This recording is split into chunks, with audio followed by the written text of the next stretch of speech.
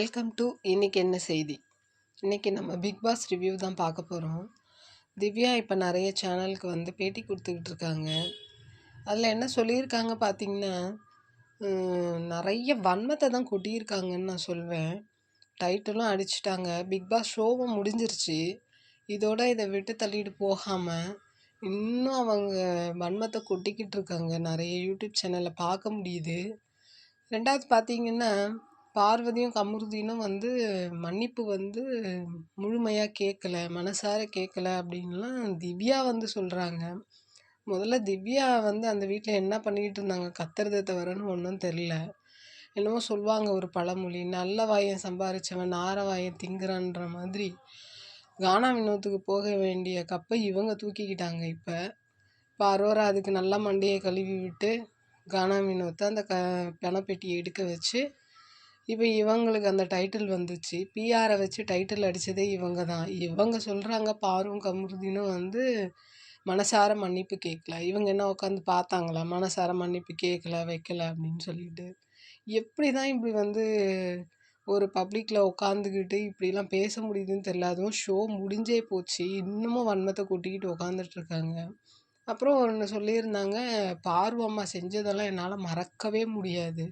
ஏம்மா பார்வம்மா செஞ்சது உன்னால் ஒரு விஷயம் பேசினாங்கன்றத மறக்க முடியலன்ற நீ, உங்கள் அப்பா பார்வை வந்தப்போ அவ்வளோ பேசினார். அப்போ எங்கம்மா போச்சு உன்னோட இது ஹியூமனிட்டின்னு சொல்லிட்டு தெரியவல்ல. இப்போ இன்னும் உங்கள் அப்பா வந்து பார்வதி அப்படி பேசும்போது உன்னோட ஹியூமனிட்டி எங்கே போச்சு?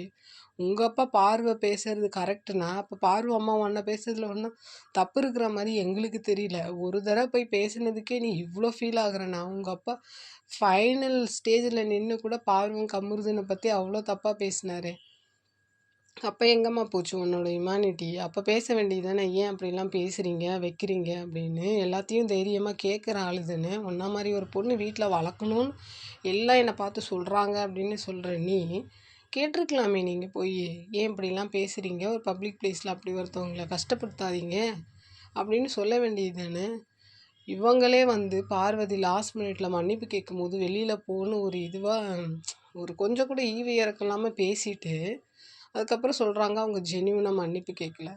நீ வந்து பார்த்தியா ஜென்யூனாக மன்னிப்பு கேட்ட வச்சேன்னு சொல்லிட்டு பிஆரை வச்சு எப்படியும் டைட்டில் அடிச்சிட்ட. நீ எல்லாம் பேசலாமா இதை பற்றி? பேச உனக்கு ஏதாவது ஒரு இது இருக்கா? கேட்டால் எனக்கு பிஆரே இல்லை. பிஆர் இல்லாமல் உங்கள் அண்ணன் வந்து சொன்னார் 200% வந்து நம்ம தான் கன்ஃபார்ம் அப்படின்னு சொல்லி பேசினார். அதெல்லாம் எந்த இதிலம்மா வைப்பீங்க? எப்படி தான் வாயை திறந்தா இப்படி பொய்யா சொல்லிக்கிட்டு இருக்கீங்கன்னு ஒன்றும் தெரில. இந்த வீடியோ பிடிச்சிருந்தா லைக் பண்ணுங்கள், ஷேர் பண்ணுங்கள், கமெண்ட் பண்ணுங்கள். நன்றி, வணக்கம்.